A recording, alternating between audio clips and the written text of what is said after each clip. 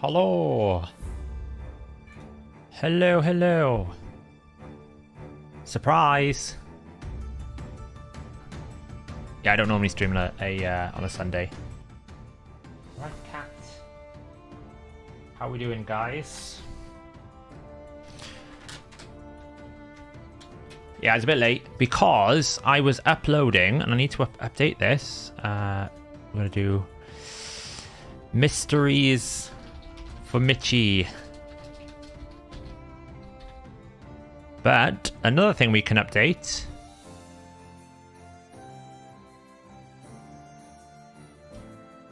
We can do this. Mystery. We got emotes. Emotes are here. Your emotes are here, finally. We have some new ones. Like, for example, we have a cat emote.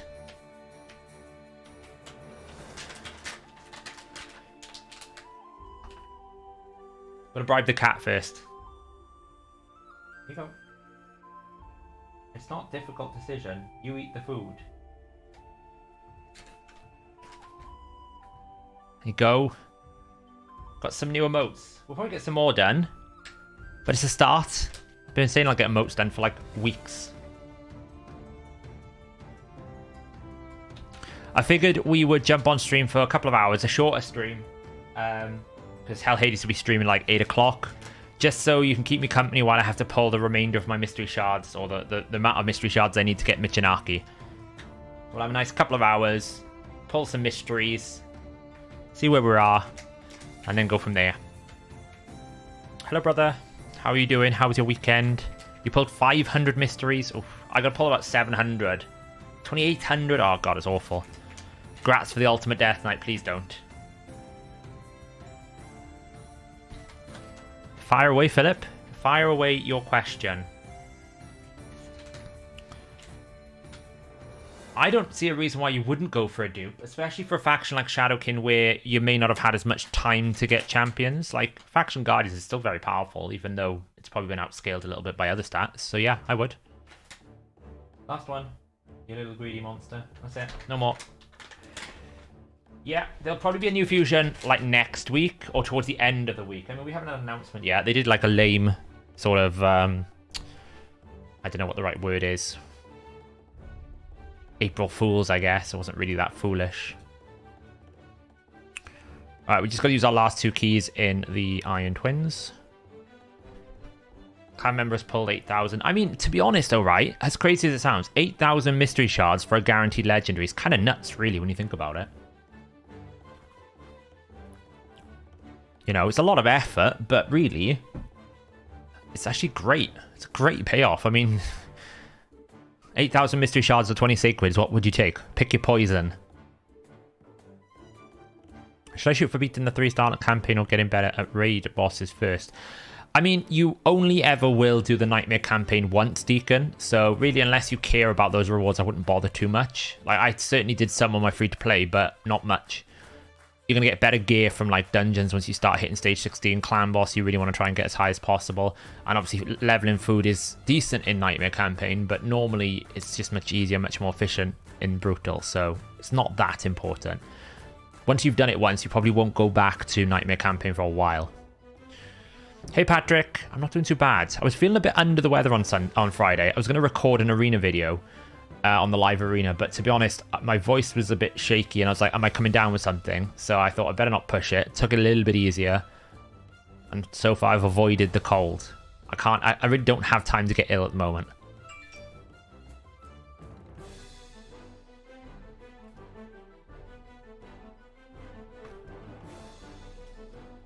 Do you think attack-based champions will be relevant anymore after the live arena comes? Absolutely, I still think they're relevant. I still think they're relevant. We are in a little debate internally on the live arena ban phase specifically. So Hellhades obviously did a video talking about it today where he wished they would put the ban phase in the middle. And I kind of agree with him because I feel like them putting the ban phase towards the end, you know, as like ban 5, reduces your decision making as a player, right? Because you can't like pivot, you don't have much strategic play. But at the same time, then a lot of people, including Fiction, have been like, well, actually, no, I think it's okay because you can bait people and different things. So it's interesting to see that some people are going to approach it in multiple different ways. I personally would prefer more of a League of Legends style ban phase where it's like one alternating, then at middle you ban, then you go back, right? So it means that I can have the choice to either target ban or I can flex myself. I get more flexibility. Whereas at the moment, I feel like, you know, if you try to pick an attack-based nuker, you're going to have a... Oh, like, my 5-star Baron is going to get instant permabanned, which is kind of depressing. If I pick that 5-star Baron, it'll get first banned. Because then I have to bring a secondary win condition, basically. Or, you know, I don't know. One advantage of not showing player power is at least you can't tell if a champion is geared or not. So... If I just don't gear my Baron, then I can keep all my best gear. But yeah, it's going to be interesting. But I still think attack-based champions are going to be relevant. I think it's going to shake up the meta a lot because a lot of the power couples, like, you know, you're not going to be able to use Cupidus Venus because you just ban the Cupidus and it's over, right? So it'll be interesting to see. You can also, like, on gold or higher, pick ban against opponents, right? So you can basically pick and then take away one from the opponents. If you ban them rich, can pick the Taras, they're kind of screwed. But keep in mind, all this is only for like gold or above. There's a long way to go. There's like at least 15 to 20 days before you even start needing to climb into gold. So up until that point, I can just pick like double Cupidus. Which one you're going to ban? Or I can literally pick double Cupidus, double Venus. What one are you going to ban? Or I can pick double Marichka, double Taras, right? You can't ban them both. So that will happen in the early game at least. We'll have to see. I mean, that's pretty easy, Stiko. You ban the Yumiko, and then you outspeed you, right? But actually, no. I would just ban your... That's not really a difficult decision, though, Stiko, is it? Because I would just ban your Baron and pick an A1 nuker. If you can't pick Baron, you've got to pick another nuker. So it's actually Baron or whom, because Yumiko's not going to win you the fight. Baron will.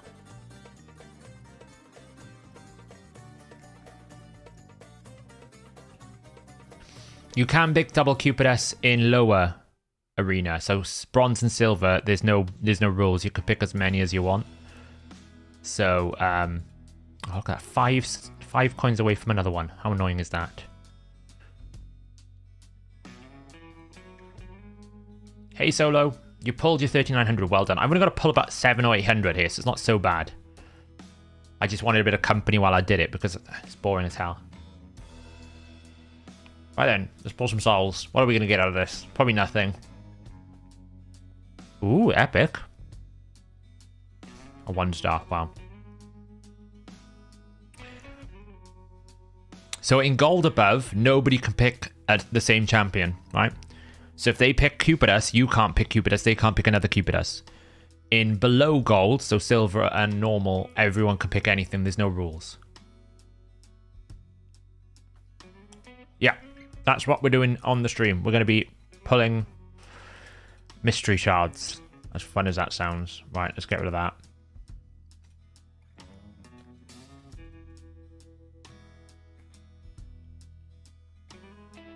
I can't remember what I just pulled. That, I think.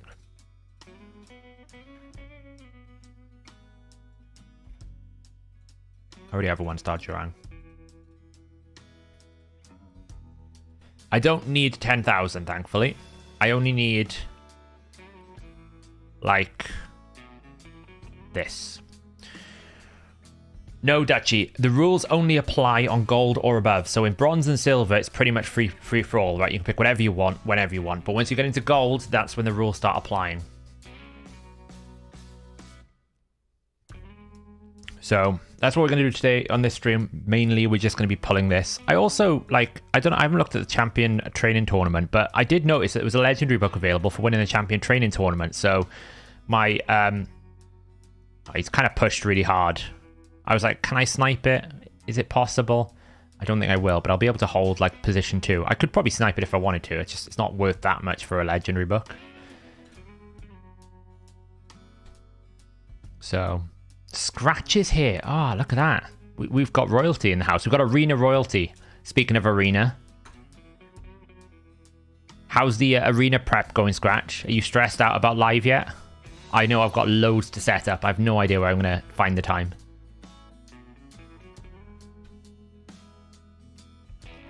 Scratch has got way more +4s than me. I've only just empowered my first champion in the last video. Scratch has got, like, I don't know, 1,200 empowered champions.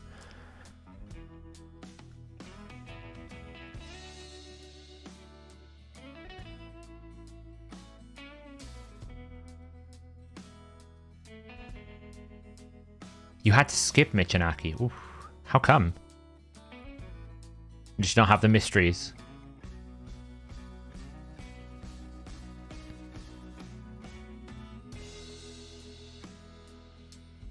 Yeah, that's imminent, right? Is it any day now, Scratch? It's got to be, right?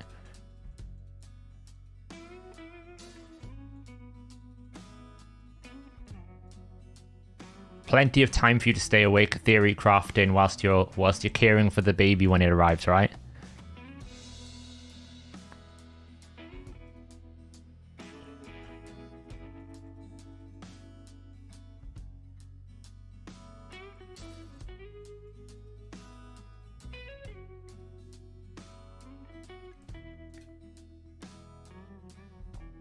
Yeah, they weren't the best deals for sure. I had like 160 ancients, 12 or 18 voids, something like that, something in the region of 12, and I already had like 6. I think I had like 10 or 11 sacreds built up from different rewards. Like I finished the Titan event, we got one from the CVC and a bunch of other things. I got one over the weekend, so I found an extra sacred, so that kind of helped. Today is the due date. Holy lord. Are you on emergency go bag routine, right? It's like, is the baby coming?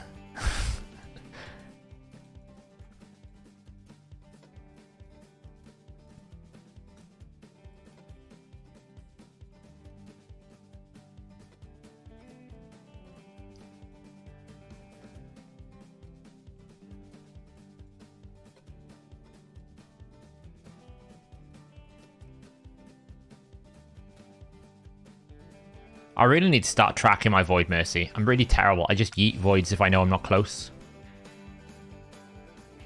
It's quite bad, really.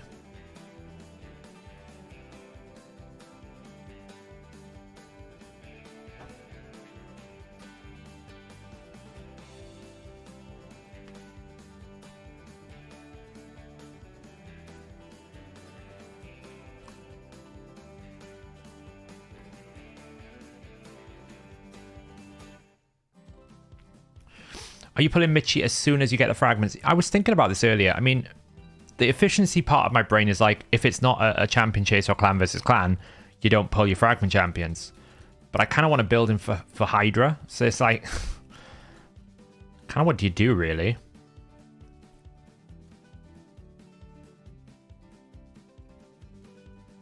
I'm not really sure. I don't mind the animations. That's why I'm streaming it, because whilst the animations are happening, I can check chat and stuff. So we're gonna feed the 2 stars into this as well. I can't bother to make more food. Made so much doing this.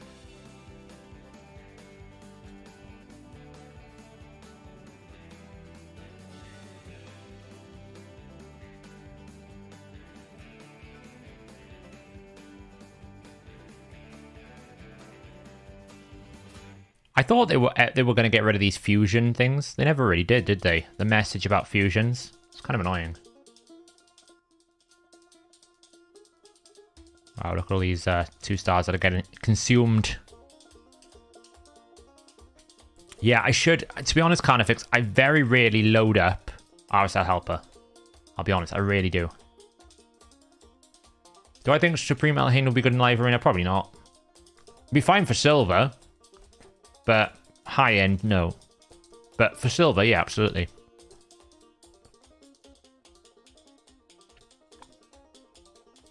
Oh yeah, I forgot to ask, do we just use the vaults for champs we don't want to level up as current? I'm not using them. Is there any secret strategy to champion vaults? I use my champions in my main vault to hold some decent gear that just to clear up some space. And then reserve vaults really will my faction guardians just sit.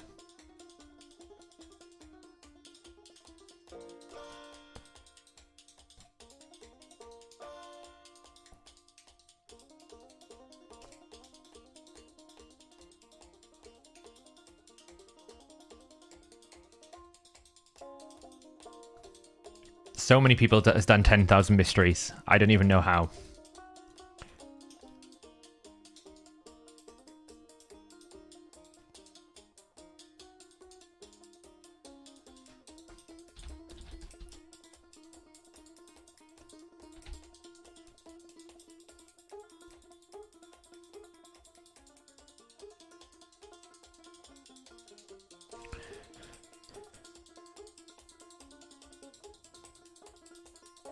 I mean, I've got enough food to snipe it. I made loads of rank 5s, but I haven't leveled them yet, so I could easily get like a couple of 1,000 points for sure.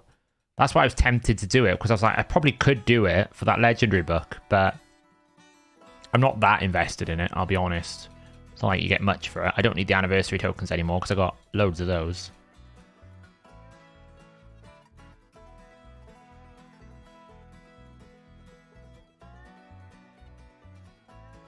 Just burn these. Got so many mysteries we need to pull. We can burn a lot of these 2 stars. How many are we up to here? Oh, we only need to do like 500. That's not too bad. I'm still holding like 70 of my ancient shards here. I'm going to rebuild it back up just in case, because I'm going to get a feeling we're going to get baited. We've been waiting so long for a guaranteed ancient. I just think we're going to get baited by us going, oh, well, they're probably not going to do it now. They've done this style of event. And then within 5 days, we'll get a guaranteed ancient.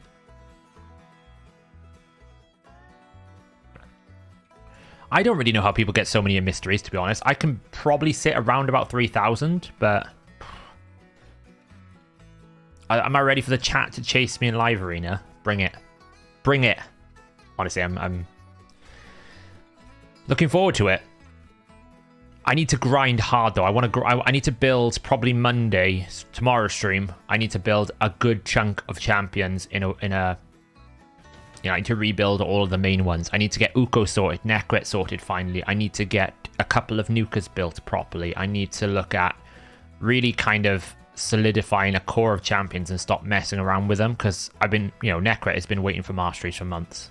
It feels like Uko has been not quite ready to be built for a while. I feel like you almost need to have predetermined strategies, because you can't really flex mid-draft.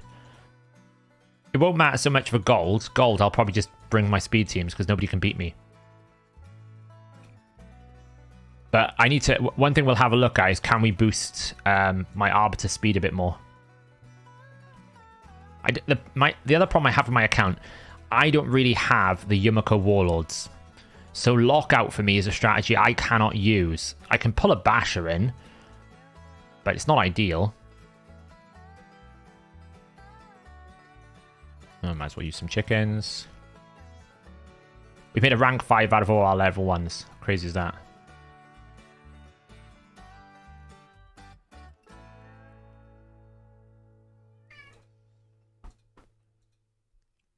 I think Michinaki is worth pulling for. Like, if I had needed to pull my ancient shards for a guaranteed Michinaki, I would have done it. I think he's good enough. It's just in the back of my mind, I'm like, are we still going to get a guaranteed ancient for something? So I don't have a hegemon. My account is much more arena friendly now that I've got a Necret, but the risk with live arena is what happens when they ban my Necret. Then we are in some deep doo-doo, because a lot of my protection methods are in that Necret. So that's the challenge really with live arena, is trying to find methodologies to keep your champions alive when you know the champions that you're going to bring can be banned out, right? So I could use my Baron. Now that Baron is either going to get permabanned or they're going to ban the Necret, which is required to keep the Baron alive. So you end up in the situation of, well, if they ban the Baron, I need a secondary option. This is why I don't like necessarily that the ban phase is right at the end, because I can't predict what they're going to ban, and I can't strategize around it, right? So I either have to bring a sub for Necret or a sub for Baron. Now the likelihood is people are going to be emotional about it in lower tiers, and they're going to pick the higher awakening because they think they're going to be stronger, so they'll pick the Baron over the Necret.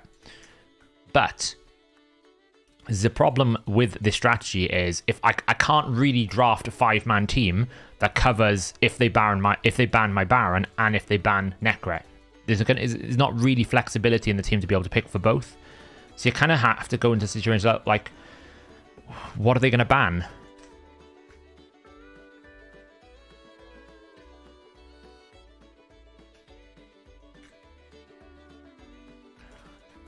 The other option is you just find a way to build a team that doesn't require nukers. If that makes sense. As in, your win condition isn't nukers, because that relieves a lot of the pressure, because then, you know, for example, you could pick Mortu with something like Ragash or something of that nature, right? You've still got 2 damage dealers, but they're tanky as well, so they don't need keeping alive. It's probably going to mean like defensive-based nukers are going to be much more popular because you can keep them alive.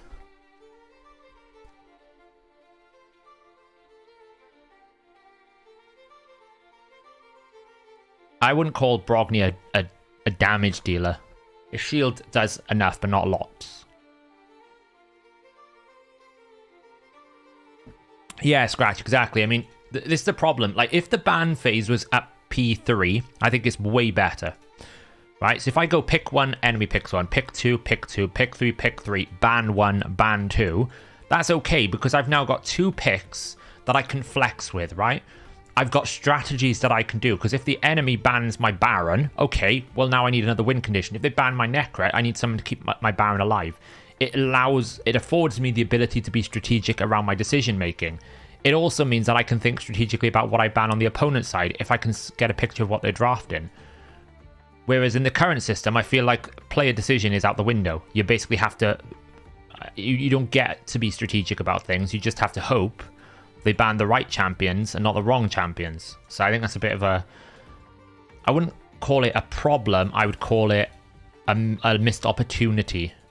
Again, like, I advocate for player choice. You've denied the player the ability to make decisions because you basically forced the system in a specific way. It's going to force people into having to pick 2 of the same thing in some fashion. Like, what happens if they... So Duchess is not a problem, right? Because often you will pair something with a Duchess. So if your Duchess gets banned out, well, probably you've still got Pythian in there, you've still got Siphi, so it's not the end of the world. But normally, like, if you think drafting win teams right now, like, the meta is pretty much Marichka, Taras, Duchess, something else, Warlord or Yumiko normally. So you can probably ban out a good chunk of them. But you only, like, normally the win condition is Taras, right? The other 3 are not a win condition. So it's kind of like, okay, well, you can ban out the Taras and then just have to deal with keeping them, like, getting rid of them. or you can ban out the Marichka to make it easier for you to kill the Taras. The problem you've got with the current system is, well, if you take those champions out of the window, you can't build a speed team properly, because what if they ban the Arbiter?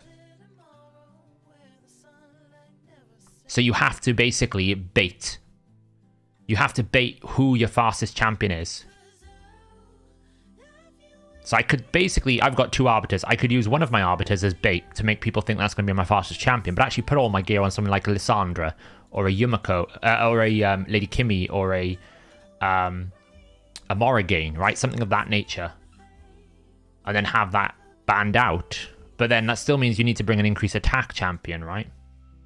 So that's the challenge.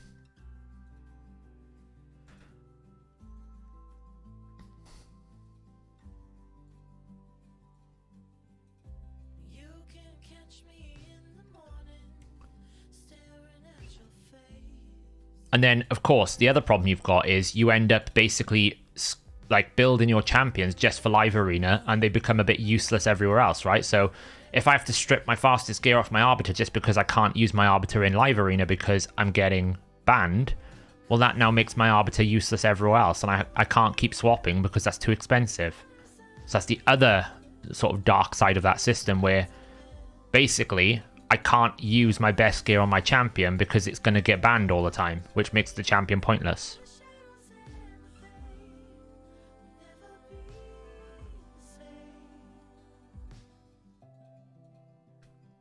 Right, we'll do a poll now, right? I'll pull up a team that I run, okay? And I will say what the 5th champion is, and I'll do a poll in chat now, and we'll see what the majority of bans will be. I'm curious.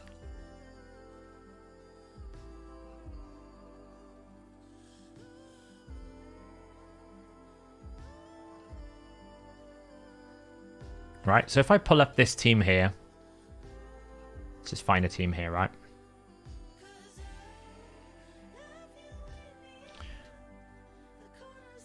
Let me do a poll. Okay.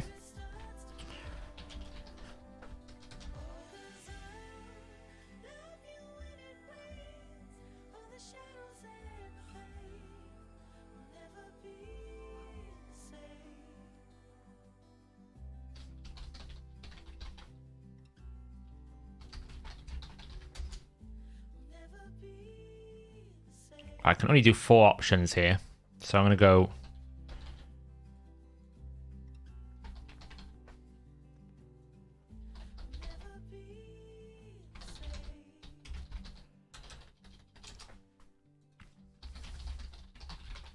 do that. Okay, so assuming this is the team that I run and I drafted a Morrigan on top, who would you ban in live arena? Who would you pick from this list? I'm curious to see what you guys would do.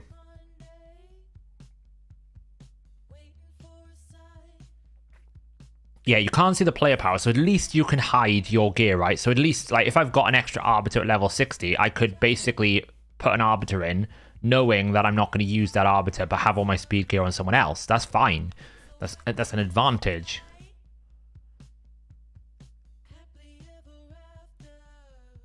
But I'm curious to see what you'll ban.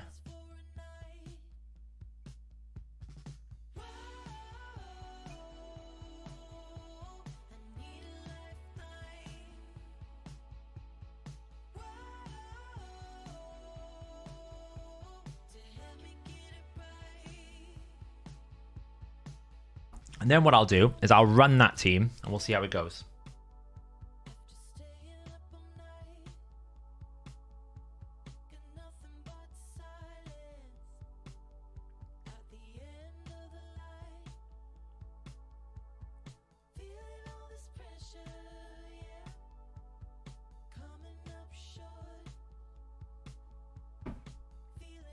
Granted, I'd ban their Ultimate Death Knight here, so, you know. Okay, so you guys would ban the Baron. Okay, so what we're saying is we're going to run... Where is she? She's here somewhere. Where's the undead? woman. I've used the sunwit there. Right. Let me just check that we all have gear here. I think we do. Oh, we've lost the banner, so we probably need to put the Axie banner on here.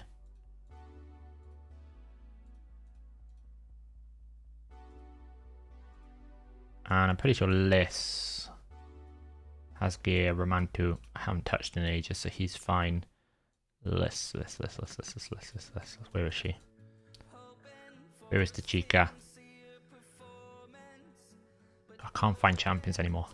There, she's got gear. Not crazy. Okay, right, so we're going to run this exact team against this now, because this is what the live arena would be.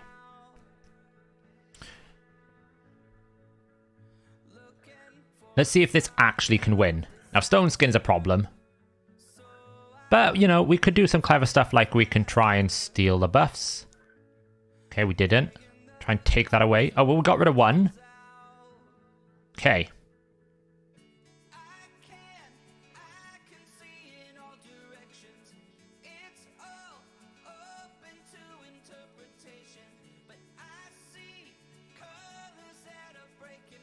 It's fun.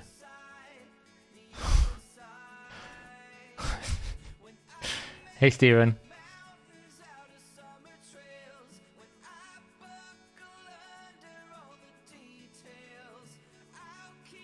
Let's see if we can steal something. No.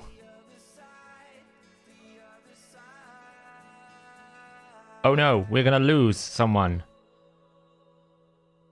Oh. Oh well.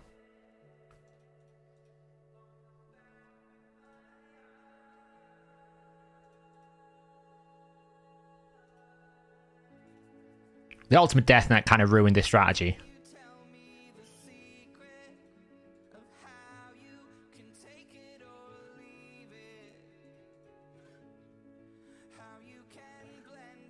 You can win it. So this is the thing, right? What you might find is some champions become some stronger than others. Ultimate Death Knight there was kind of a bit of a bait. Like, it's a bit of a problem. If you can just out-turn me to control them, you can win some of these. Like, obviously these are all, you know. Yeah, of course it'd be against a human. Right, I'm not saying that.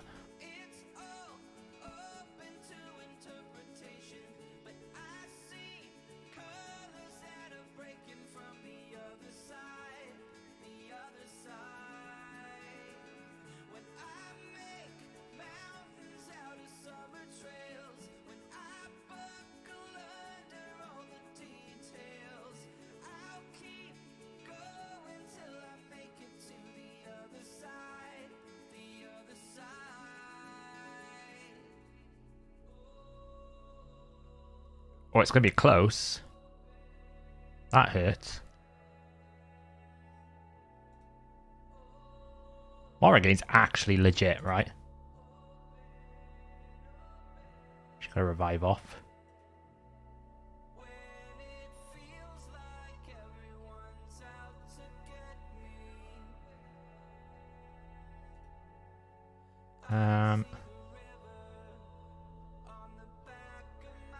Okay, we lost Arbiter.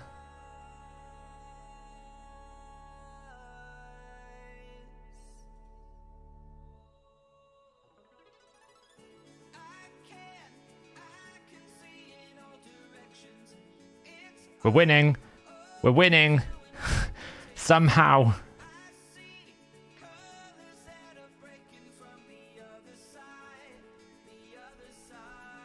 So, what you might find is champions that actually can pass off as a nuker as well, you might use. Do I think Zeal will be good for save? Probably not. Zeal's not very good for PvE, because you need the ignore defense. Well, it doesn't really matter that they were auto. They couldn't take a turn, Anti-Santa, because Romantu locked out the Basher, so he couldn't do any lockout. We disabled the passives, a bunch of them. We also stunned the Candrathon, so, you know, they weren't able to do anything. You'd be playing the auto would have happened exactly the same way the human would have made a decision, because he didn't have access to anything.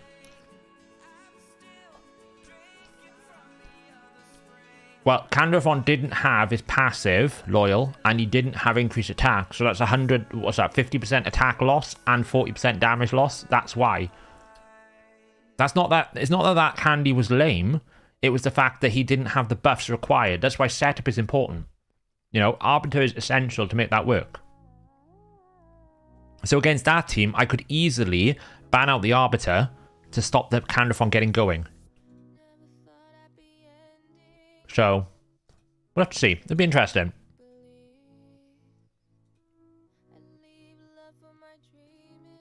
It's certainly not as simple as, like, ban Baron, win game. It's not going to be as simple as that, as people think, right? Because players are smart enough to know that certain champions can hit reasonably hard as long as you can control them. Yeah, of course. I mean, I was doing it as an example. I'm not saying that's going to be live arena because we have no idea how it's going to work. Like, I would have had the ability to ban out their Candrathon, right? I would have had the ability to ban out their Arbiter. I would have had decision making. All I'm saying is, you guys banned Baron. I still was able to win against not the Ultimate Death Knight team. But that's, I would have banned the Ultimate Death Knight, right? So...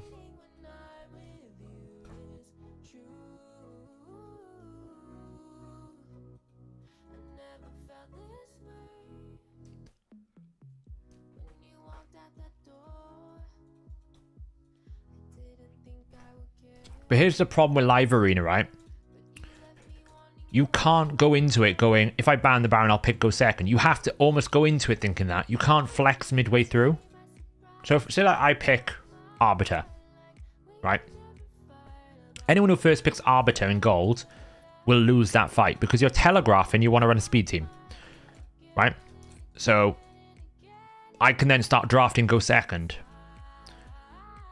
So you probably will find Arbiter won't get much exposure in there until the latter parts of the picks. If people feel like the go second that's being drafted on the enemy team is not strong enough to beat their go first team. Because unless you have a certain setup for your go second team, I can just blast through it.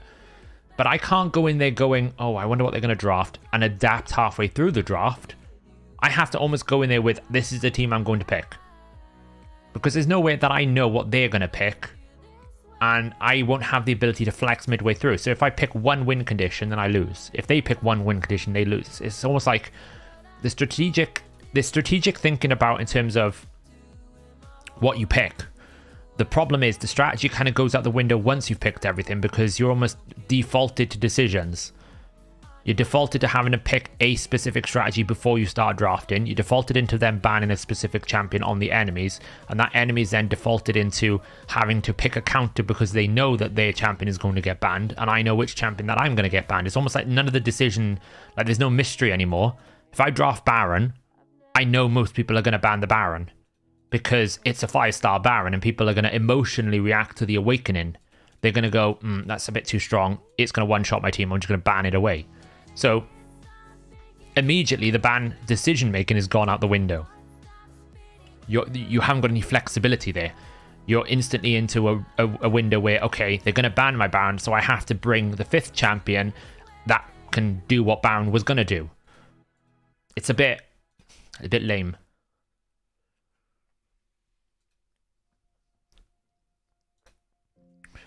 I've seen, yeah, Deadwood's on hard on the free-to-play. I'll be honest, guys. I have lost a lot of momentum with the free-to-play. I just don't have time. There's so much going on in my main account and the website and stuff. I just don't have time to play 2 accounts.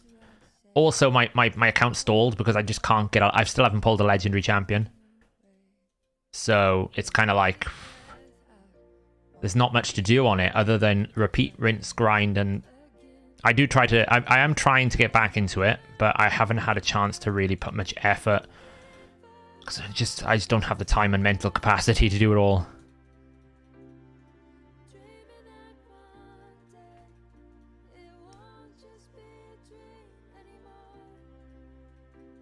Well, it's not really, because what you've got to remember is Dragon Hard is basically the same thing as Dragon Normal. It just hits harder. If you're beating Dragon Normal already, then it's not that much difficult. It may take you longer, but in terms of difficulty, it's kind of the same thing. So he's got Elva Autumnborn, for example, so it makes his, like, his dragon runs much easier because he's got a cleanse built in, right? He's got an OP cleanse. So all you have to do is build efficiently and tanky. You might not be super fast, but that's what you need to do. So I'm not trying to devalue Deadwood's ability. I'm not trying to say that, oh, it's easy, anyone can do it. I'm not saying that. But it's actually, of all the dragons, hey, look at that Myrmidon. I actually have done the free-to-play. I need to actually look at the team. Of all the new hard mode dungeons, that one and Spider is probably the easiest one to do, because essentially it's not much different from what you were already doing.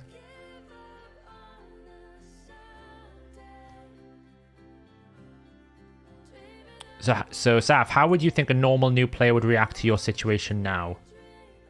How do you mean?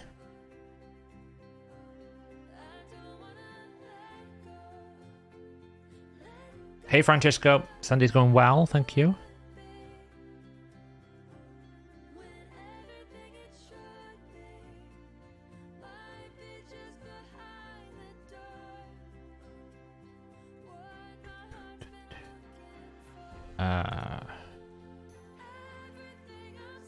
Gotta be nearly there now. So what set are you guys farming in Doom Tower Rotation 1? I farm the Scarab in Doom Tower 1.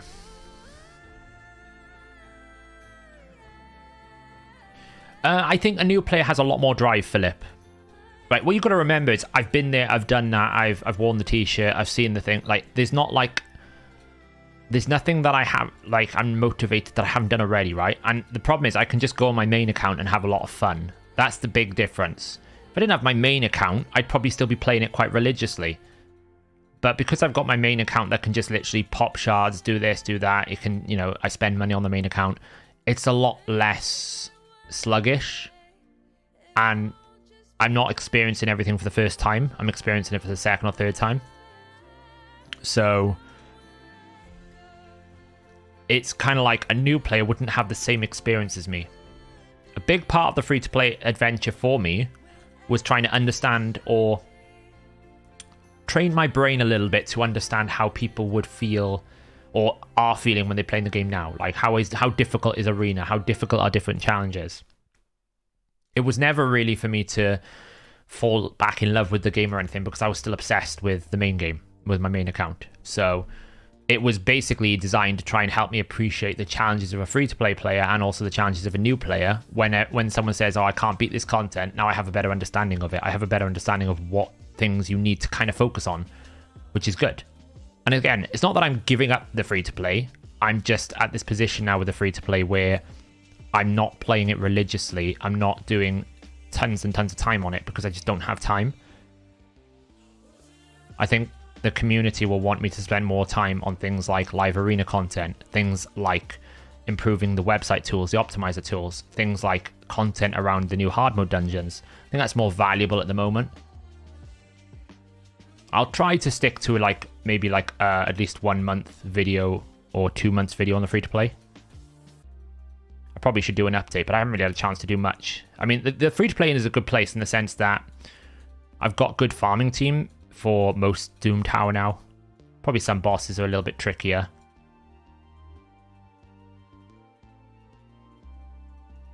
But not having that, like, I've got the Ally Protector and Myrmidon, but I haven't had a chance to look at the Clan Boss team for it yet. So I'll probably try to see if I can make Myrmidon Clan Boss team on my free-to-play.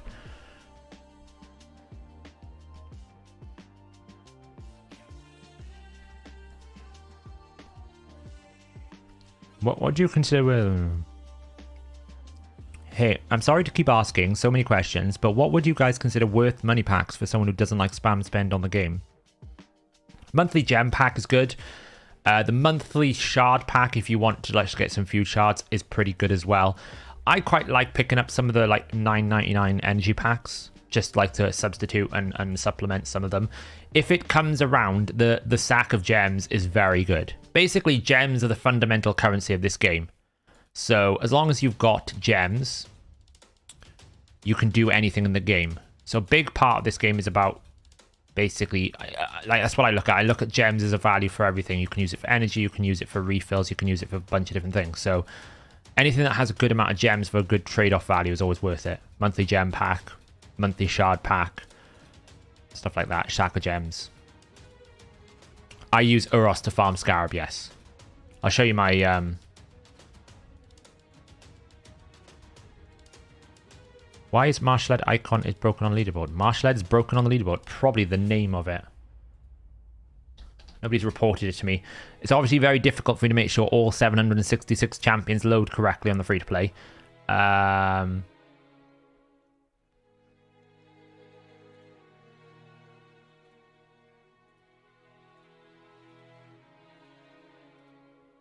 Where are you seeing Marshalled? If you can point me to where you're seeing Marshalled, that will help.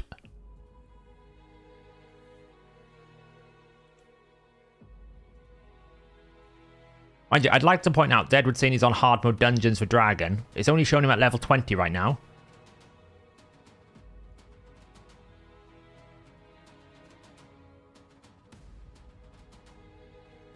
Finite top 3 list. Finite.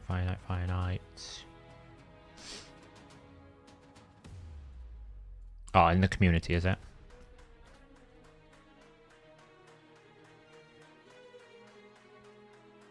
Ah, yeah. Let's have a look.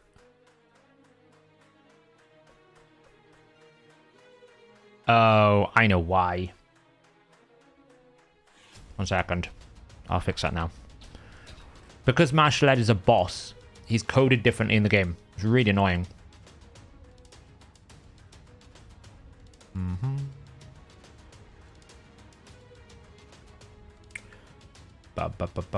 Bum.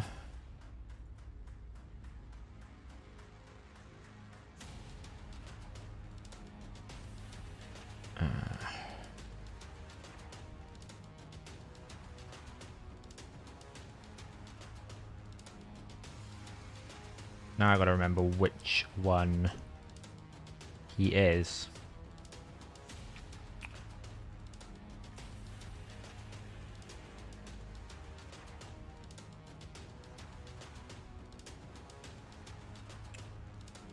What number is he going to be?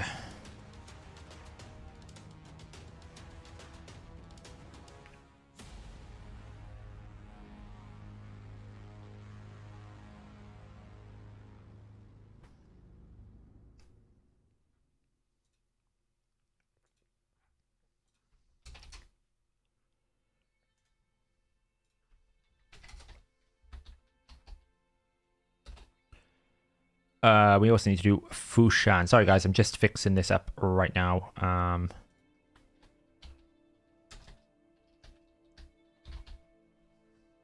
Thank you for that bug report. Basically, the bosses are coded differently. So, like Fushan, Marshalled, Warchief, Queen Eva. So they're probably all not loading correctly because they're all like they don't match the ID that you get as a champion to the boss. They're like different coded weirdly. So it's basically picking up the champion picture number, not the boss picture number.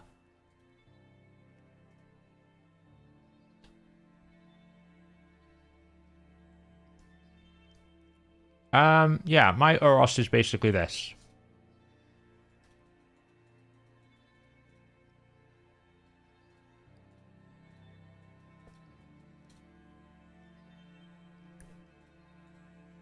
$2.4k defense, 97k HP, 151.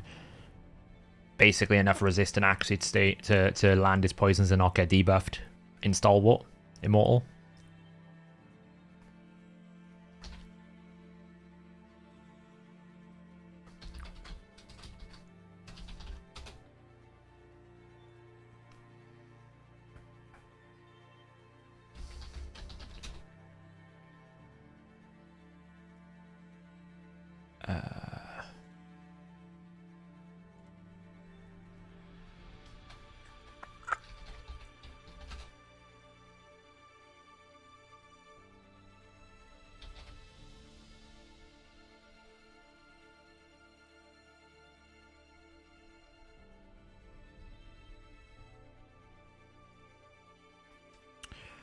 Erdo.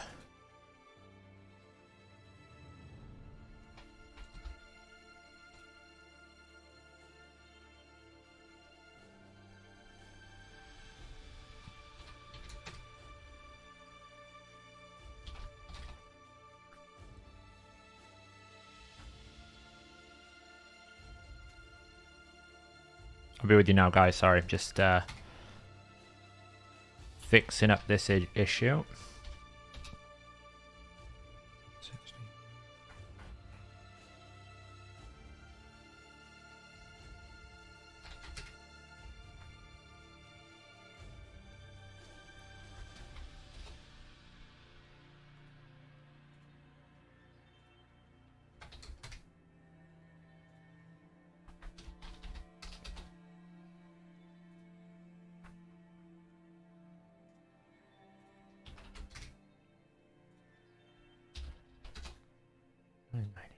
Okay.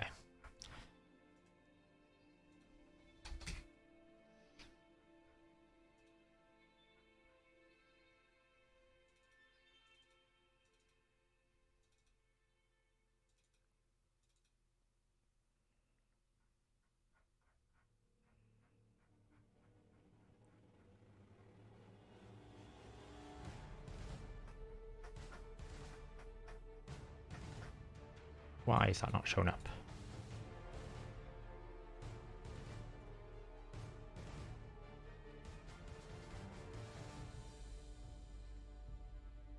Okay, that should solve that problem.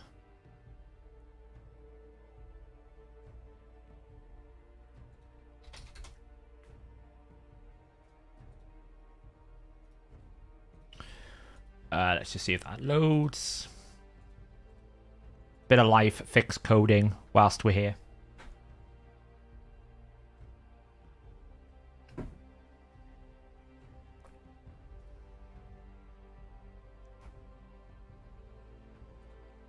There you go. He's showing now. Oh, right, yeah, so this is how I have my Urost. You don't really need him in regen that much because he gets so much maximum HP from this passive. Like, you can do all stages. Sometimes it'll probably fail on the higher stage, but I basically run... I'm using Vlad a lot these days. Just because Vlad's pretty good. He's a pretty good wave clearer. Like, look at them. Look how quickly Vlad will get rid of these waves. It's not difficult at all.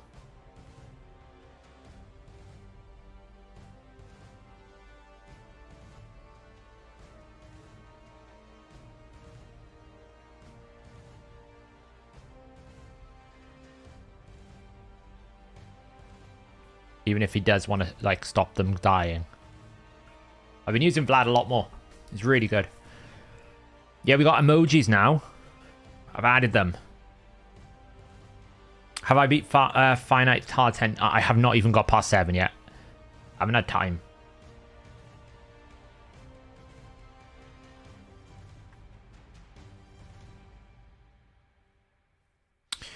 Small request about the spreadsheet from Zeal with, do you have time? What's the request, Sawas? What amount of mortal defense is the sweet spot?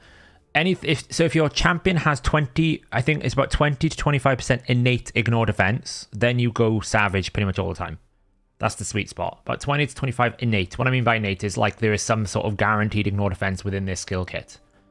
I don't really depend upon Helm Smasher because it's a 50-50, so it's not consistent. But like, for example, if you had a Baron, savage. If you had, probably Hefrak is not quite there, but it's pretty close. Constantine maybe, because he has the A2. I'm in a pickle deciding who to rank 6 next. I'm deciding between Nia, Fenshi, Scabbers, Omega, Lightsworn, Deacon, leaning towards Nia. Tommy, you kind of need to tell me what you are trying to focus on if you want advice. Like, where do you want to progress? What area of content are you most looking to improve? Does Uros need books for Scarab? No. Mine was booked because I was going to build it for Clan Boss. It doesn't need books. Yeah, I loaded them up before I started stream.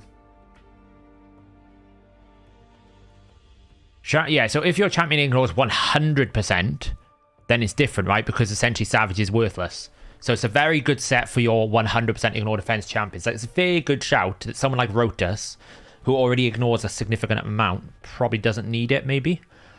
So, but 100% if you ignore, like, Whisper, for example, Zeal on Whisper will be mental. Although I still think Relentless is pretty good. People like,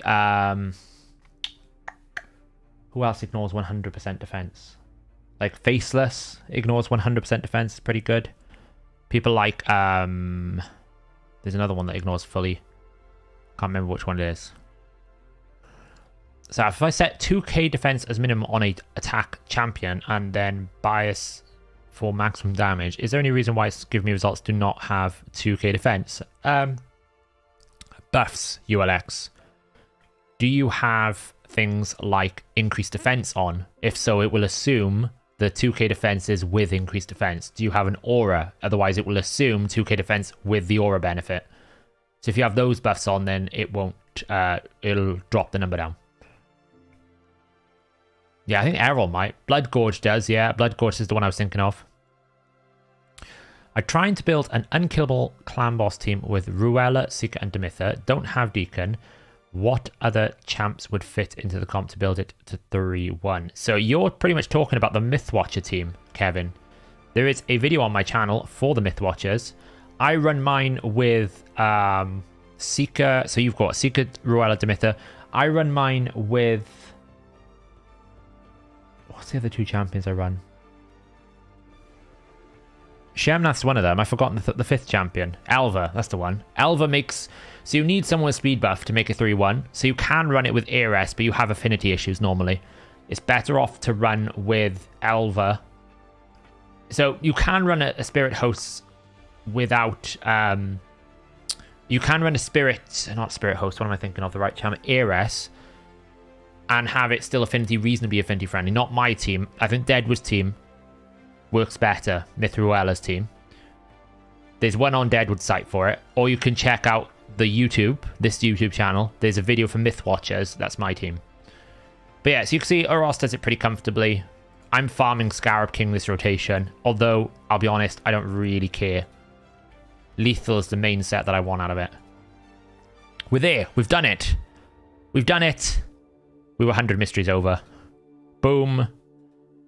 Michinaki is in the vault. So here's the thing, right? I could pull him out right now because I've got Supreme Elhain. That's 650 points. We've also got Arix and Vassal. That's 1,000 points. And we've got 250 points here. So we have got like, what is that? 1,250 plus 650. So that would get us like 1,900. And I'm also 7 fragments away from Chromax. So that will give me another 500.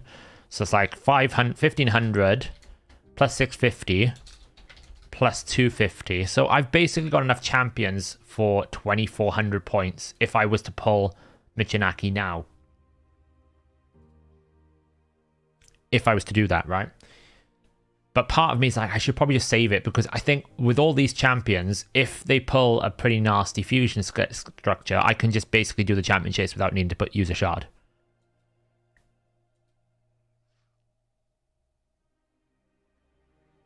So, could Archmage be used for Mythwatcher as a speed booster? Yes, I think so, Terrorlord. The only downside is affinity, right? Ares cleanses speed. Where's your block buffs? You'd have to use like a DPS block buffs or a DPS that removes debuffs. It's an interesting concept though. We could explore it. But you would need someone to deal with the affinity issues and the stun issues. If you can resolve the affinity and stun issues, then yes, you can be used as the booster.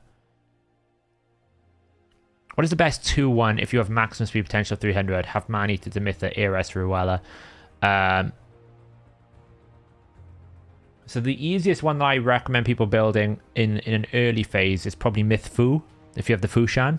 You can flex it with Deacon if you want. Basically, a Demitha team with... you don't use the Man-Eater. You have a Demitha with Ares, and you form that team. You can go down the route of a Mythwatcher team, but you need to go faster than 300. Man-Eater generally doesn't get used in those types of teams, though. If you want Man-Eater, you probably need like either a second Man-Eater, or you have to go budget route, or use like a Tower or Warcaster with the Man-Eater. There's loads of different teams out there now. You got 3 legendaries. You got Pixniel, Nari, and Ghostborn. Ghostborn's great. Ghostborn is really good. Bat-Eater's kind of outdated now. I think Demitha teams are better than Bat-Eater because I feel like it requires less speed and it gives you more champion decisions. Because the thing with the Bat-Eater team, which is a real frustration, you have to have a champion that does decreased defense and weaken in the DPS slot. because there is no decreased defense or weaken in the rest of the team if you're running the Painkeeper version. I'm looking at trying to build a team that maybe can do, one idea I'm maybe thinking about is, can we build a Bat Eater team with Ruella instead of Seeker, and that opens up the option then to run a DPS slot with increased attack, because we don't need decreased defense and weaken. We can just literally run anyone with increased attack. That's an option I'm looking at.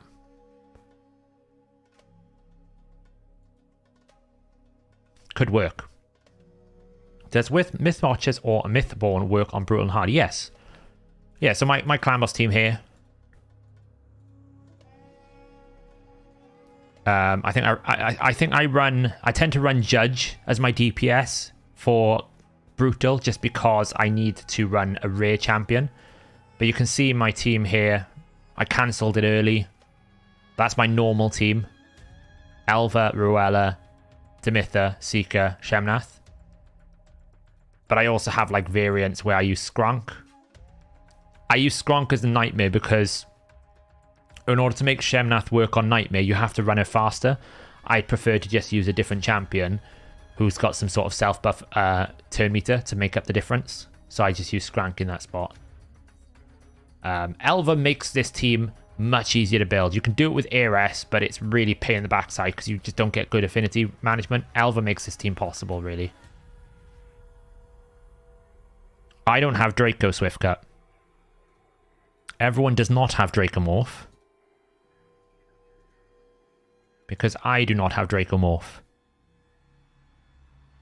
So, do you know if Steadfast Mastery works like a buff? I asked because it doesn't work like a buff, but the clan boss thinks it's a buff. So the clan boss will avoid champions with Steadfast, but it's not actually coded as a buff. It won't work with any passives. Does it leak any crit rate if you only use A1? I think so. Because only her secondary hit crits. That's why I don't really understand the bonus thing here. It's only the extra hit that's always critical. The first hit isn't, so you still need crit rate.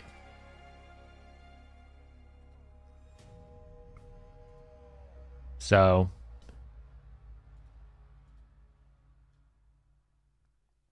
but like if you have a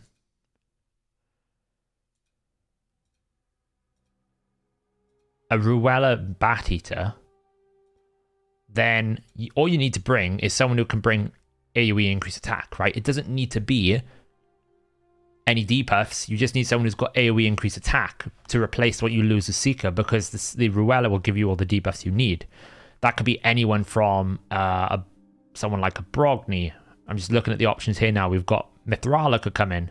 You could use Runekeeper Dazdirk for another boost. You could use Sachi, Spirit Host. Brachus would be the obvious one. Use Colin if you want. Don't know how hard Colin hits. Creela you could use with an increased attack. Lady Quillen. I think she only... Yeah, Lady Quillen could do it. Lanicus, Leburger could do it. Mordecai, Quargon. Now, these aren't exactly crazy damage dealers, but I do wonder how good like a Lady Quillen with a... like a Relentless Lady Quillen with a Bat Eater that doesn't require Seeker. Now, there is a Batless Bat Eater, isn't there? Let me check. I'm curious now. I use a Mythbuster with Draco. Yeah, if you use like the Mythbuster team, then that requires Cardial, right? But my top damage on my clan boss team so far is like 158 million.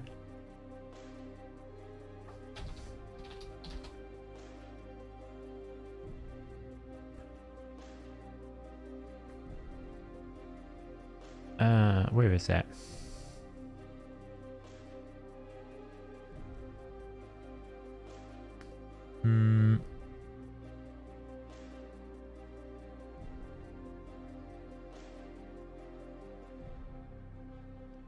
Deacon Eater, Batless 2-1.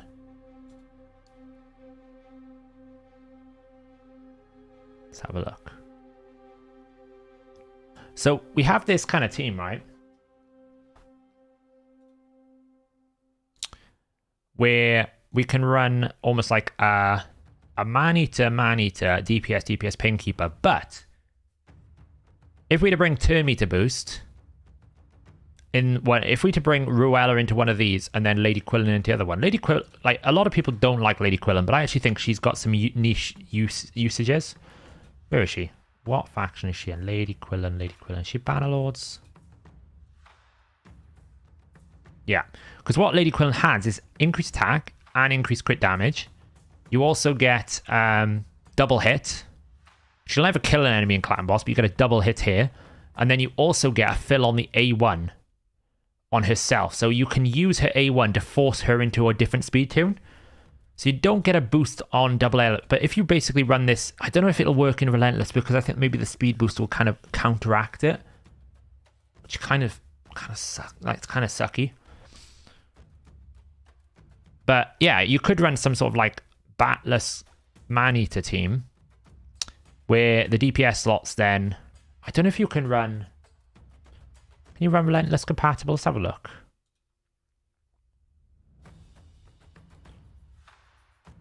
Well, it's kind of not falling into tune here.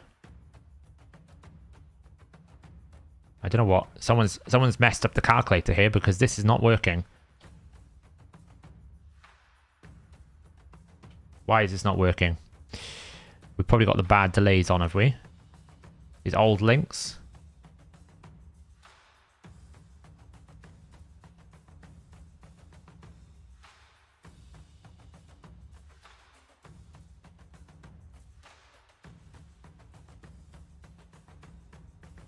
I mean, this is not unkillable, is it? Because people don't have unkillable. So something's gone wrong here.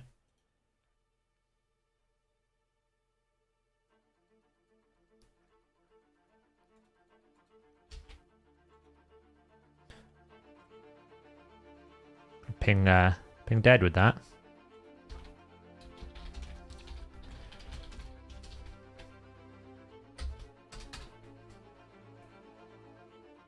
Let me see if I can find this proper link for this.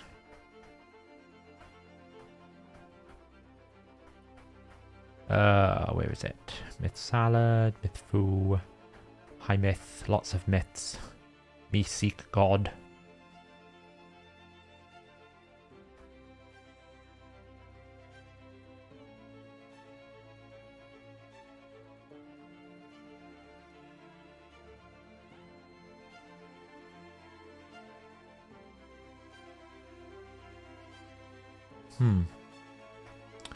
We are talking some fairly old numbers here, probably. Yeah, I can't find it. It's definitely wrong, though, isn't it? Well, I mean, we could just use someone like a 2-hack. I don't think it's going to make a difference. Still not in tune, right? Or we could just use, like, Warboy. It's always a safe bet. That's what it is. It's Turvold that's causing the break. But even then, it's not correct because... You're not getting unkillable coverage, right?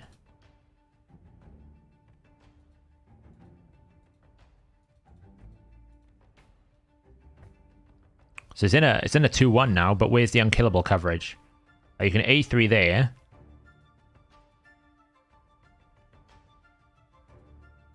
The other one is never going to A3, never going to put the A3 in anywhere. Well, that does it there. That's probably it, isn't it? There you go. Yeah, the Turvold was causing a problem. The good thing is you have no speed booster, right? So you don't need to worry about... You could run Relentless here. As long as your booster... As long as the booster doesn't get in the way, right? Doesn't have any sort of weird turn meter mechanics. You can run a booster here. Am I showing the right screen? Yeah. So we could run someone like, obviously, here's the thing. If you can take this framework, I don't know if you can improve this. Maybe, like, the setup here is a bit of awkward.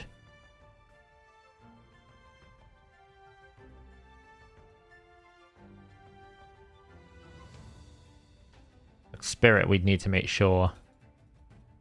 Not very auto-friendly, because, I mean, it's not friendly on Spirit either. There you go. So you probably want someone like... So what I was thinking is if you can run Ruella...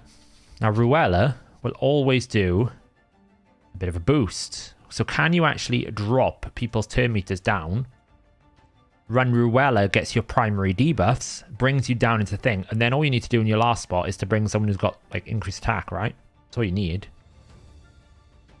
It's actually quite difficult to work out though, because you've got to drop everyone's speeds down now to a more amicable level to fit the turn meter in. We were working on something. Let me see if I can find the speed tune. We did have something like man-eater at 280, 240, 230, 280, and then 212 with like a couple of delays here.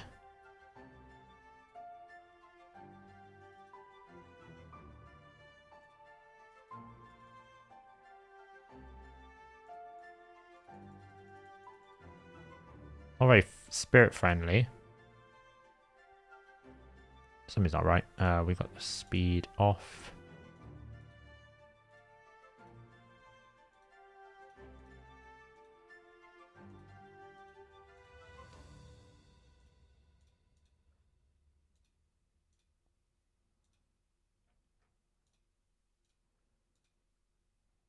Let's just take speed off all these.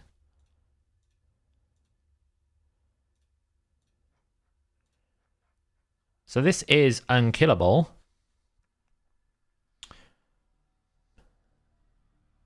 Somewhat.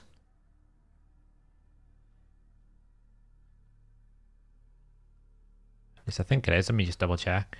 12. A3 goes on. We need a better delay here, do we?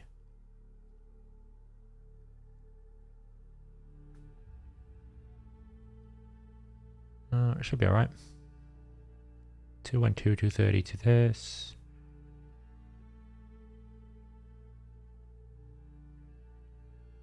We lose unkillable on the stun, so don't particularly know why.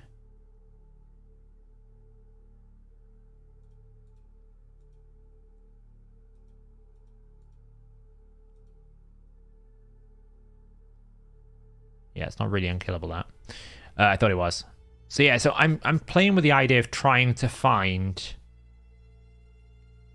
like a solution to like maybe a flexible option for the Bat Eater. Like the Batless one here is not working, which is a pain. We obviously have the traditional Bat Eater comp.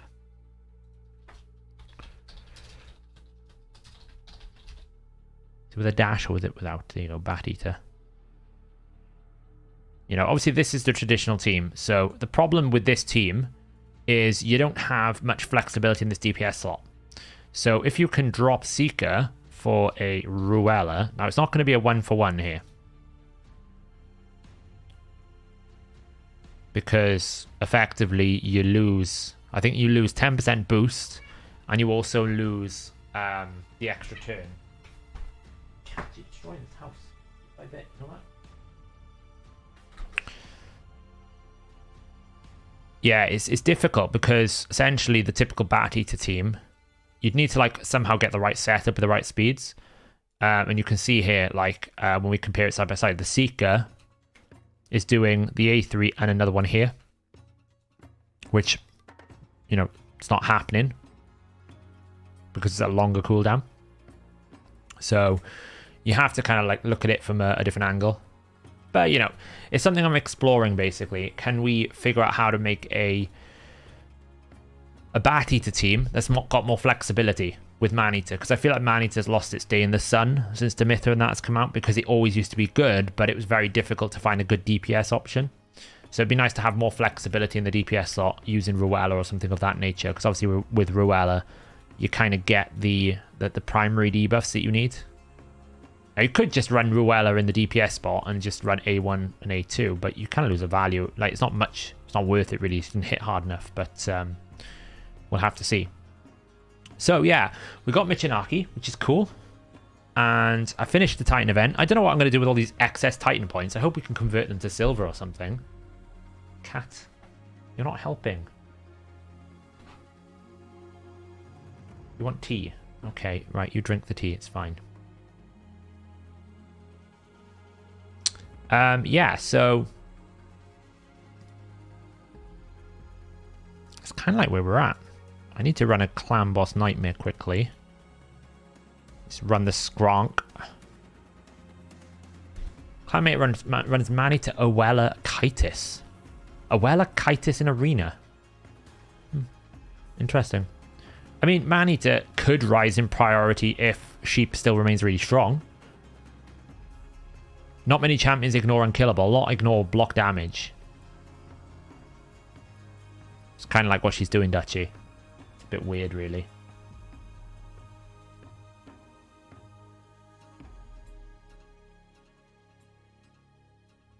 What are you doing? Honestly. Cats are weird. Yeah, so I feel like I want to find, mainly because I want to try and make a clan boss team with my Whisper. I feel like the Whisper needs to go in a clan boss team. The problem is Whisper just can't go into Mythicomps because they're all based on speed buff, and speed buff you can't really run Whisper because of the extra turn mechanics. And I don't want to have to, well, you can't really build her in Bat Eater because she doesn't have, there's no decreased defense in the team. You lose the A3 abilities, so you kind of need to find decreased defense from somewhere. And that ain't going to come from the traditional Bat Eater. So yeah, that's kind of like the challenge I'm trying to find at the moment, is a Man-Eater team that has more flexibility for the DPS slot so we can run things like Whisper and different things like that. Now this team has a habit of failing at different points in time, but it always one keys Nightmare, so I've not really looked into why it's failing. It's probably some sort of spirit ratio or something crazy like that. But yeah, Skrank hits like a truck. Like a big, like he hits a lot of damage.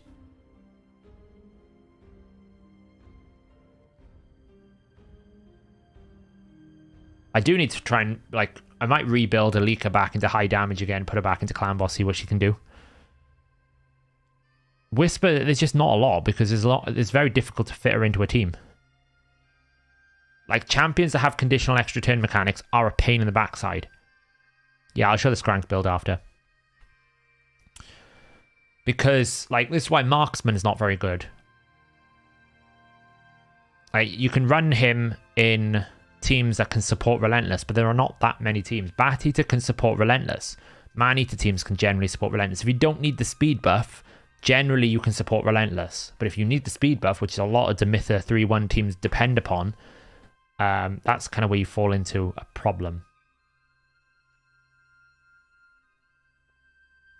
I mean, I've got old links for things I used to run, right? So I have like an old... Where is it? So I have this old link here, which is what I used to run before we had lots more flexibility. This is before Demitha was out. It's kind of like a an unkillable team with Helmet as a speed buffer, right? So we got speed buffs here, but you couldn't really run Relentless here because, again, you're running speed buff to get into the 3-1 ratio. And obviously Helmet has an affinity issue with his A1, which is causing problems. I started working on, like, can we substitute out someone like substitute in Countess Lix, take out the Painkeeper. So this could kind of work in the sense that you get into a 2-1 ratio. It's just how do you get the Man-Eaters into an unkillable ratio, right? We're in 2-1 here, but the Man-Eaters are not able to run 2-1 because they're on a 5-turn cooldown, I'm pretty sure. Actually, it may be okay. Maybe I just need to run different delays on people here.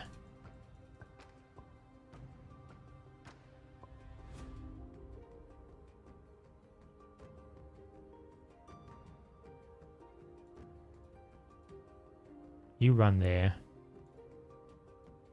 You run there. There you go. It should be fine now. So it's close. You can see we kind of nearly get there, but we don't quite get the reset at the right point for the second round because it's a 5-turn cooldown, not a 4-turn cooldown. That's the issue with Countess Lex. Actually, it should be 5-turn here, not 4. And maybe then we go, because obviously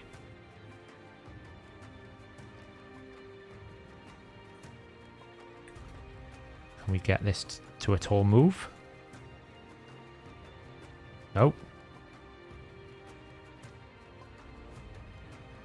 There you go. Right, so we kind of want it to be... I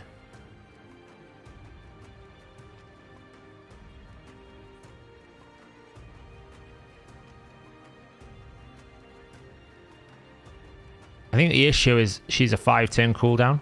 Kind of creates a problem.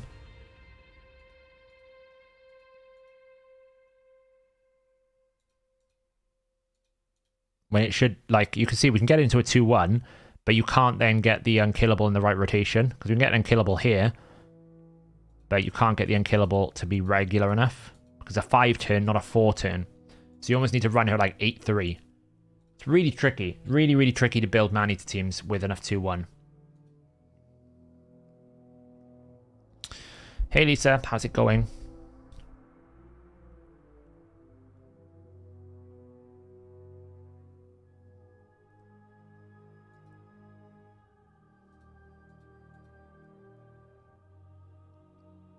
Yeah, there's loads of things you can do with Dimitha, Ruella, Alva, Seeker, and DPS. That's not a problem. Like, I can run any DPS that doesn't have extra turn mechanics in my current Mythwatcher team. The problem is you can't run Relentless because it can outrun the speed buff. That's the issue. With Man-Eater, you don't necessarily need to worry. If you're not depending on a speed buff, you can run Relentless. And then you can run those champions that have conditional extra turn mechanics like Marksman, Aina, Whisper. Someone wanted to see the Skrank build. Is he in the vault? Where is he? Where's Skranky boy?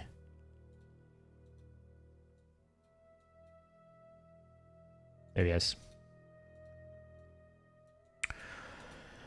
Skrank is running at 7,000 attack and 274% crit damage with 74% crit rate because obviously he gets crit rate buff from Ruella at 207 speed. Skranky boy. It's kind of a crazy build. He's not in any particular sets, he's just in Cruel Perception, really. Straightforward Masteries for damage. Booked. Phantom Touch. Smashy, smashy.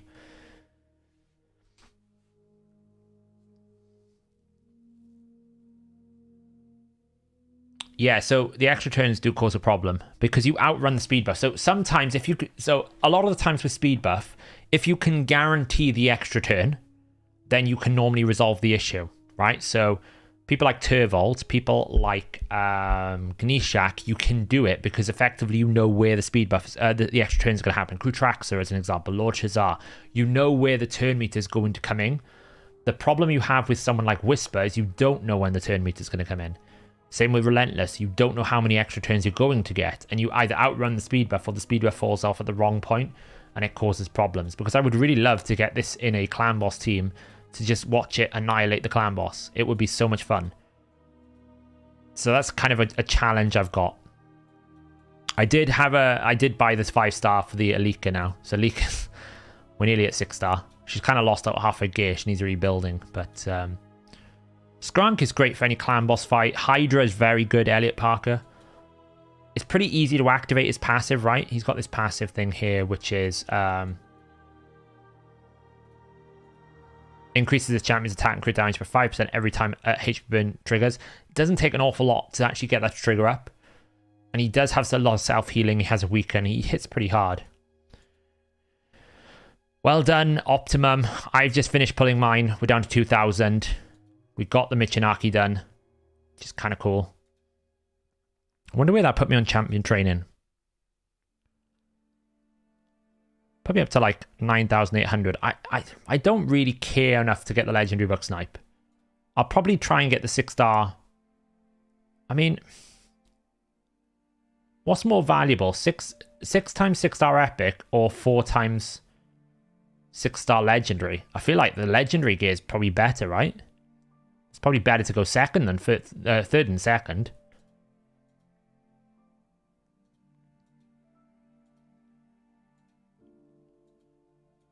We got any... I kind of want to try and stay in, but I can't be bothered, really.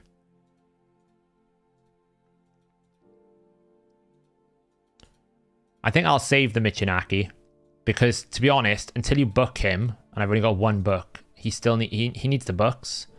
So it's not like I can instantly take him out and instantly 60 him and get much value. Because unless this is booked, and this is booked, you just don't get enough value. But you do get value. This doesn't require books, I guess. It's just this one you'd need the books for. So I'm probably going to try and build a Hydra team around Michinaki Whisper for brutal, right? I'm thinking something like probably like a Duchess for the Veiling, for the silly Torment Head when it comes out. We can run something like Michinaki then to deal with the Mischief Head. We then run a Whisper, wherever the Chica is. Whisper in here. And then we just kind of like got to figure out what we want to run as a... I still feel like a good option is a Krisk. Where is he? Krisk with... See, the Provoke is interesting now. Because we're going to have decreased attack. I used to run Skull Lord Vargal. Because we're going to have a decreased attack and decreased defense from Michinaki, the question becomes, where do we get the Provoke from? You don't get what's so great about her.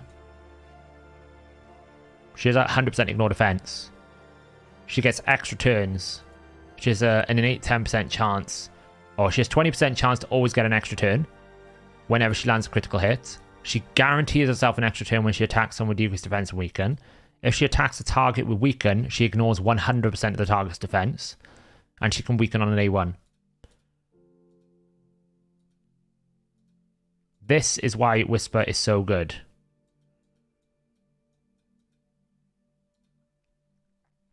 I don't have a Soulless, no.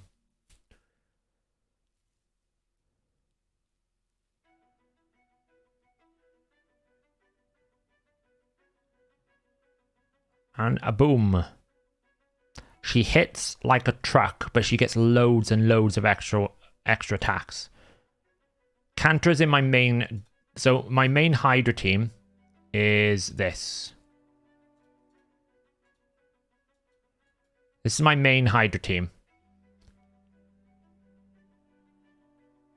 So all of these champions are locked out. I don't have a second Ugo. She does extra damage. I didn't think she did extra damage against bosses.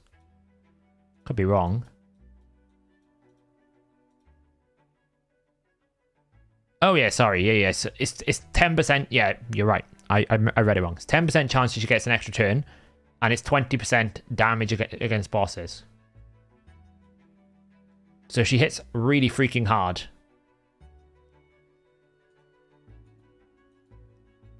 Sacreds are never... 48 euro. Is that the level 7 pack? If it's the level 7 pack, it's probably the best Sacred pack in the game. You get it every 7 levels, like 37, 47, 57, 67, 77, etc.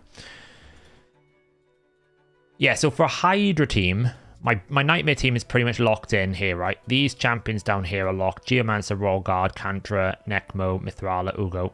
That gets me 1 key Nightmare. That is solid. Brutal team is where it all kind of falls apart, because I cannot control the Mischief Head. Because the Mischief Head, once he starts stealing buffs and spreading it, becomes a nightmare. This is where Michinaki comes in great, because he's basically going to counter the Mischief Head, because he's going to either remove the buffs if it gets stolen, or he's going to hex and I can actually target the Mischief Head. So normally I'd run Skull Lord Vargar with Krisk, and that would permanently allow me to provoke the Decay Head. So the provoke is controlled. But now I wonder, because we're going to replace one of these spots with Michinaki, do we really need to index so hard into Skull Lord Vargal, who basically used to bring decreased attack and provoke? Well, he's not going to need to bring that anymore. So we could just take out... We could take him out. Alright, we could just basically bring this Whisper as a framework with Michinaki. Who else was I running that team? I forget. We had Venus in here because Venus provided us decreased defense, weaken, and burn, which is actually quite solid. But I wonder if we can find a better option. Drang I don't find is very good. I do have Bivold in the vault I could use. Husk I could do, but again, like, I feel like between Michinaki and Whisper, I don't need any more damage. I need survivability, if anything.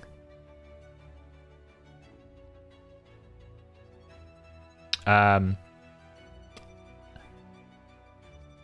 could bring Tila in. But I feel like, because Tila would give me... One of the things this team lacks as well is Leech, right? You need some form of healing. So Tila could come in to provide the healing. Because she's going to place Burn as well. And give us some healing.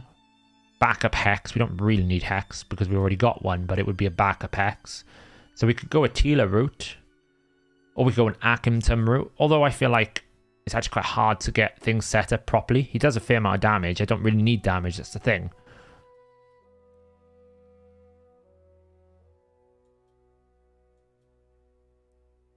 So yeah, so it's kind of like, what do we build around this team? I feel like Duchess is a great starter. I'm kind of wanting to drop Krisk. I'll be honest. I don't know if I need Krisk. I wonder if it's just better to bring a more... specialist, because the thing about Krisk, what makes him so good is he's an all-round great champion, but actually are there better specialists available, right? Because you get buff protection, it's a buff extension, you also get a ally protection, right? And an increased speed on an AoE. But do we really need them? If I can provide a better provoke option, like a more guaranteed provoke option, then we could do that.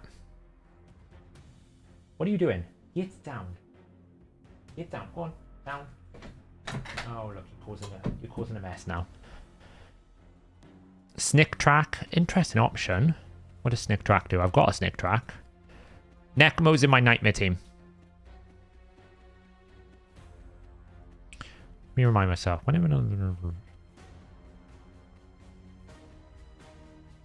Yeah, that could be an idea. Get decreased speeds. Get a bit of shield. And we get a healing. That could be good.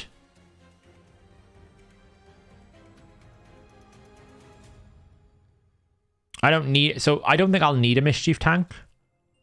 Because I think I'll just keep it blocked out and keep it removed.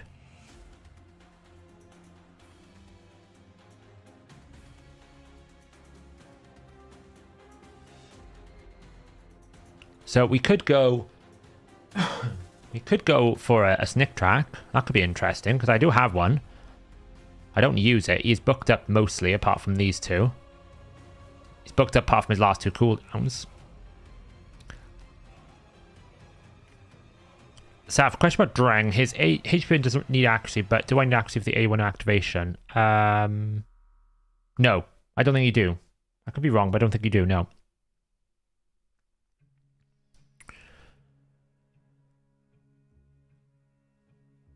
No, I don't use Bivold. I think Bivold's too easy though, right? I have him, but I don't use him.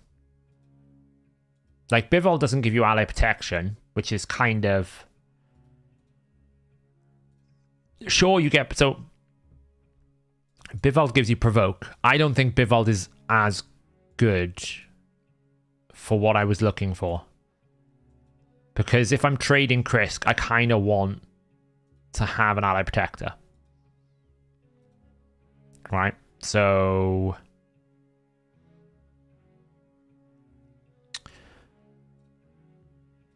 that would be a requirement, I think,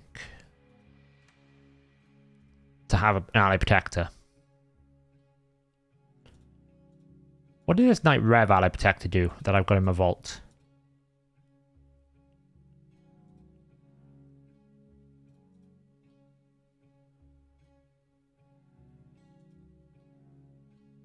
Oh, it's not that good. Yeah, you get strengthen. Shemnath needs accuracy, yes. I don't rate like I've seen Dreng do some work on Hydra. I don't rate him that highly for Hydra. I don't find he's that good. Personally, I found him to be a bit of a disappointment. I do like the idea of sneak track.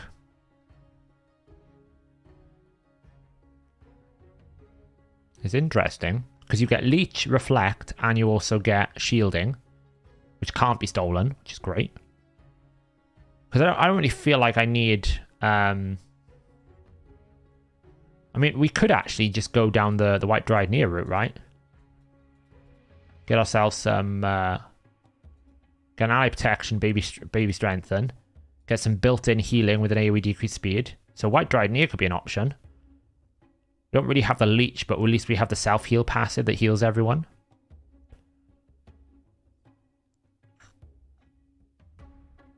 We could go Kyoku as well.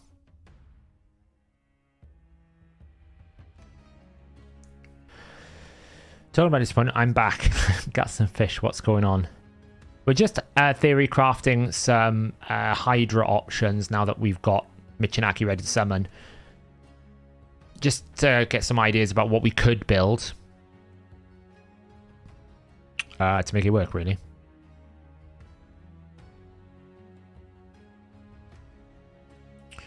Snake Track's great. I think Snake Track's a really good champion. He's like a really good ally protector. Where is he? It's a lizardman, right? Oh, he's a skinwalker. I never know. There he is.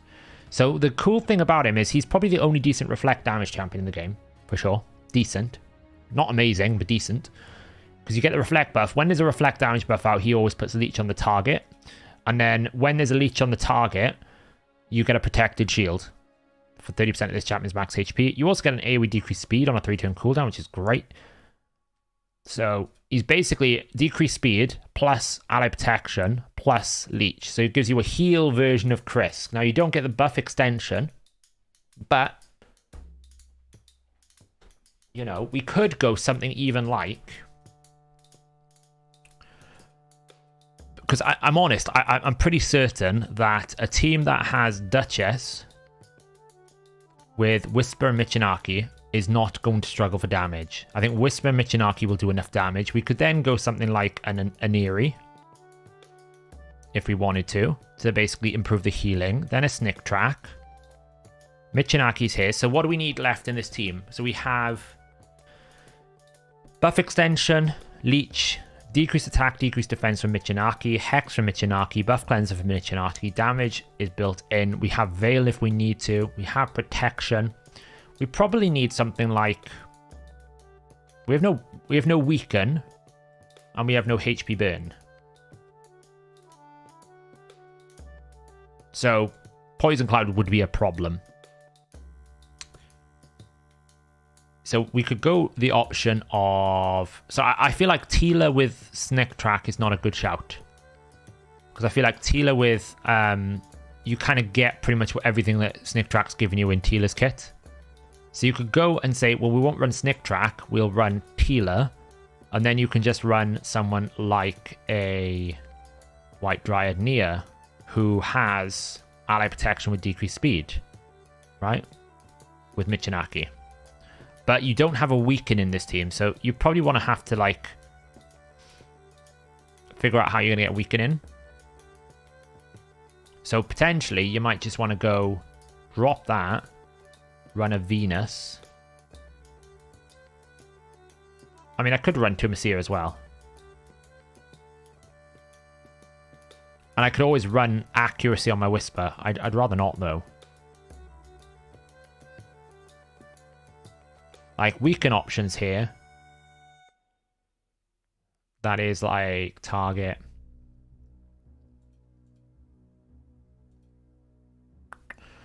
Got Ishma, Aileel, Alexander, Arndolf, Bellinor. Like, these are the kind of the weaken options we've got. Bellinor. Oh, of course, Michinaki's got HP burn. What am I thinking? Okay, so really we just need a weaken champion. Why am I not thinking that? Of course, Michinaki has HP burn. So in that sense then, with this team here, we've got Duchess is providing some base protection, providing our increased attack.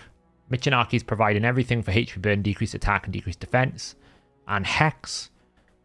Aneri just stabilizes the team for me. So we'd need like, probably like, either Teal. We don't need Teela, so we can bring Snick Track in. So that gives us Leech ally protection. We get a buff extension here. So it's kind of like, if we're going to put Michinaki there, who do we run in the last spot? Ideally someone with decreased speed. We don't need decreased speed because we've got it with Snick Track. We probably need some sort of provoker with weaken, if I'm being honest.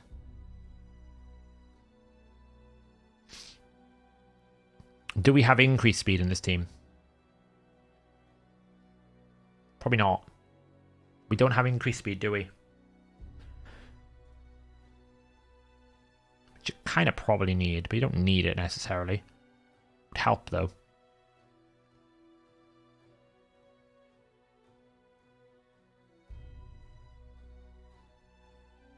Val, Theodore. I could run Theodore, that would be dumb. Tarshon. We don't really have increased defense either. Like, we kind of lack a little bit of defensiveness. So we could just go for, like, the Black Knight. Black Knight would be a good fit here. It's a single target provoke, one of the best in the game. The only thing is, like, affinity-wise, he's weak to a lot of things. It's the only downside you got to be worried about.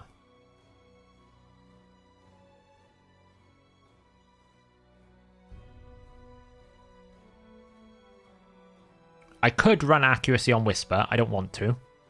I could do it, though.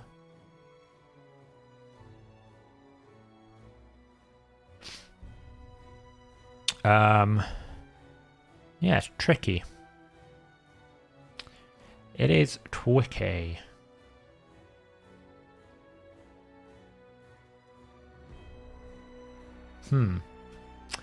Not too certain. Well, I don't think I'll need block buffs because we'll have Michinaki kind of like dealing with it because he'll cleanse it on that A3. I feel like there's just not enough space for a Neri, right? You kind of need to drop a Neri here to be able to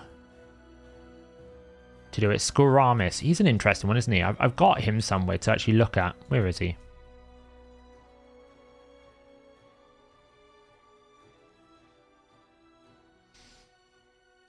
He's chilling around here somewhere.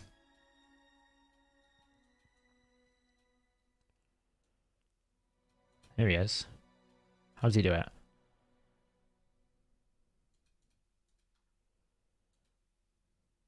Well, he places a provoke for one turn and then a counterattack.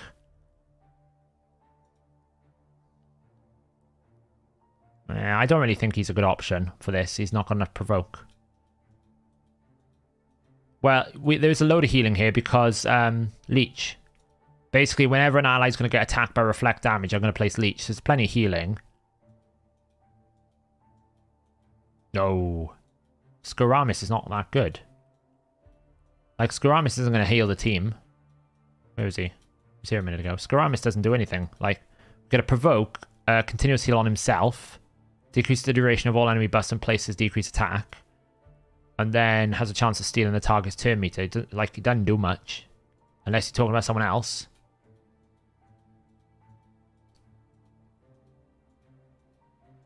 I don't want Skira... What do you want about Skiramish? I have no idea what you're talking about, Pope. Snick Track is staying here because I kind of like the concept of having an ally protector with Reflect, with decreased speed and Leech, right? It covers 3 areas of importance. What we need in this team to complete it is Michinaki's providing the decreased defense and decreased attack, HP burn, and some cleansing. We don't really have a block buffs because we don't really have an option for block buffs. You know, I feel like Lady Kimmy could come in here quite comfortably, mind. With Lady Kimmy, we would get increased speed with a chance at a block buffs, increased accuracy, decreased accuracy, decreased speed. That's an interesting option. Obviously, we got 2 spots free, basically. Michinaki's taking the 4th spot. So you've got 2 spots to basically find a weakened champion, an increased speed champion, and some defensiveness, like an increased defense champion, because we don't really have that, or strengthen. I mean, what about this? I don't know if I have her in my vault.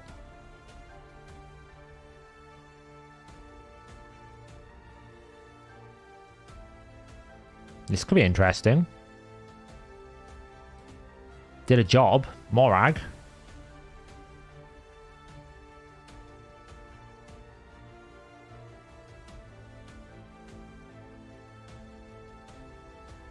There's actually not that many strengthened champions in the game.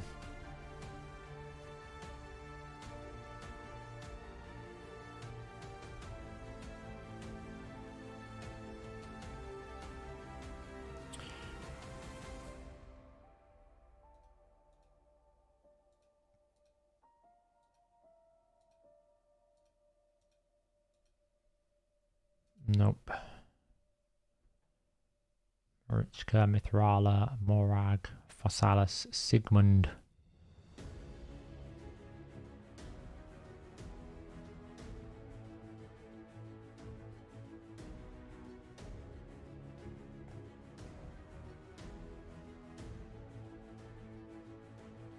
We could even go like full damage Whirlim.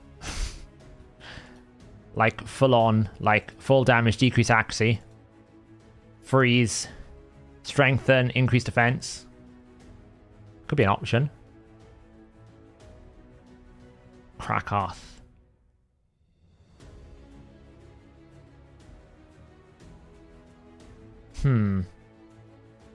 Green Warden Ruach. What would we do with him?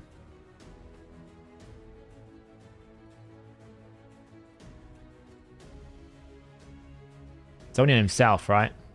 That's the problem. He only get it on himself. He's not that good. We could do Ragash. Ragash would be interesting. But again, like I feel like I need a strength, like a weaken in here somewhere. Which is a problem. Because there's not that many options for weaken.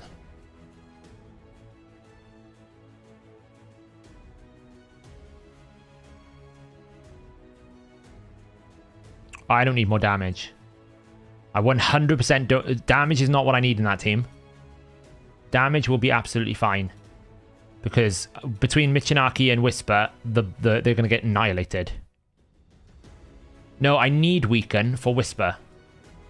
Whisper requires Weaken. Because... Where is she? She's a 3-star, right? If there's no Weaken on the target, we won't get this extra turn. So we do need Weaken.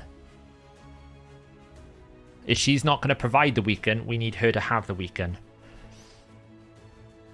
From someone. So, go Venus, yeah, I mean, that's an option. I mean, we could go, like, is she good?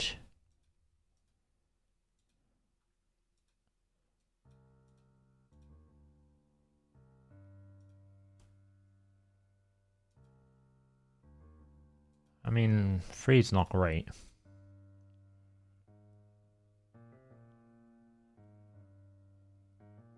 So yeah, I'm not really sure right now. I mean, we could obviously go Lydia. It'd be the obvious target. But again, we've got to figure out how we're going to get Provoke in here as well.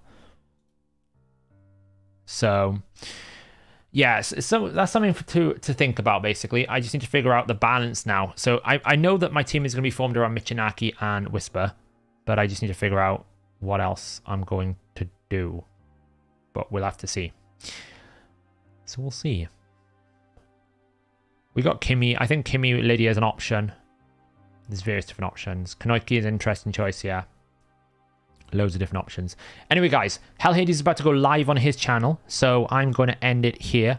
I just wanted some company while I pulled the silly mystery shards for Michinaki. We've got enough now. We'll see what we come up with. I'll probably do some content around a Michinaki Whisper type Hydra team. I do need to build a new brutal team. I will see you tomorrow, guys, for stream tomorrow. We'll be looking at various different things. I'm now going to run 3,000 energy probably in Sand Devil. Woo! So, have a nice evening and enjoy Hellhades stream. Bye.